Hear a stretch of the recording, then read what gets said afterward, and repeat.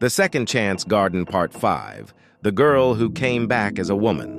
The garden was smaller than she remembered. Or maybe she was just taller. Either way, Zora stood at the edge of the old gate, her suitcase leaning against her knee, and tried not to cry. The wooden sign still hung above the entrance, faded but intact. Second Chance Garden. For those who remember what really matters. She stepped inside, 40 years older, and suddenly 5 years old again. Margaret was gone. So was Elena. The bench where they used to sit was still there, though, worn smooth by decades of laughter, loss, and waiting.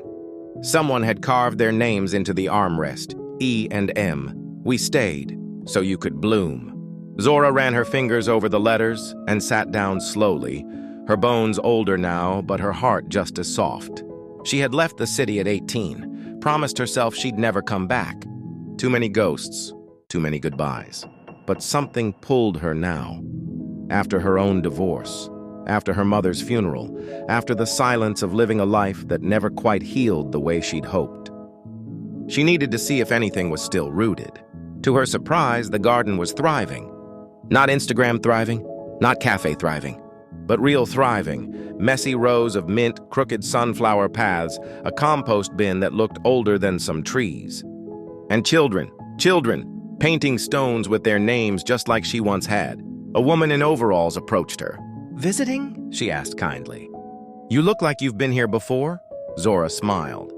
"I used to plant sunflowers in the far corner.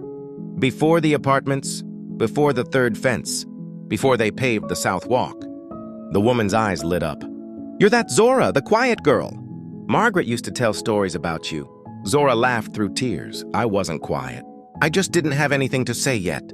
That afternoon, Zora stayed. The next morning, she returned. By the end of the week, she was teaching 2 kids how to prune basil and showing a teenage boy how to tell the difference between oregano and weeds. One of them asked if she lived nearby. "No," she said softly, "but I'm home." Before the season ended, Zora added one more plaque beneath the sign. Second Chance Garden, built by hands, guarded by hearts, and kept alive by the ones who come back when the world finally tells them, "You're ready now."